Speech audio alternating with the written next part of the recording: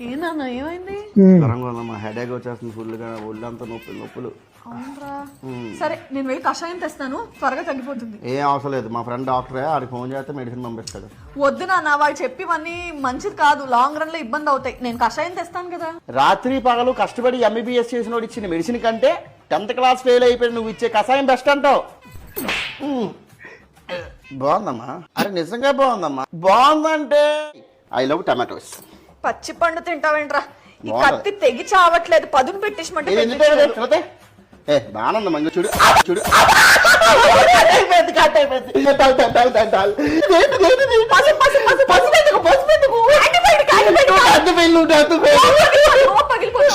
ఎండలు చాలా గట్టిగా డీహైడ్రేట్ అయిపోయినమ్మా. జ్యూస్ అని ఆర్డర్ పెడతాను. ఎందుకు నాన్న డబ్బులు వృధా? నేను సగ్గుజావ చేస్తాను, చలవా.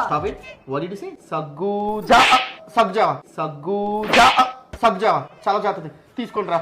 డబ్బులు వృధా చేయమంటే చేస్తావు ఆర్డర్కి, అవన్నీ దాచిపెట్టుకుని నాకు ఇవ్వచ్చు కదా. ఏం చేస్తావు? లో ఒక ఫ్లాట్ కొంటాను. నీకు పిల్లని ఎవడు ఇవ్వట్లేదు, కనీసం అది చూసైనా ఇస్తాడు. ఇప్పుడు నాకు పిల్లది ఎందుకమ్మా? తమరు మర్చిపోయినట్టున్నారు, ముద్దు కిందకి 30 సంవత్సరాలు వచ్చాయి. తమరు చిన్న పిల్ల కాదు. సర్లే చూడు.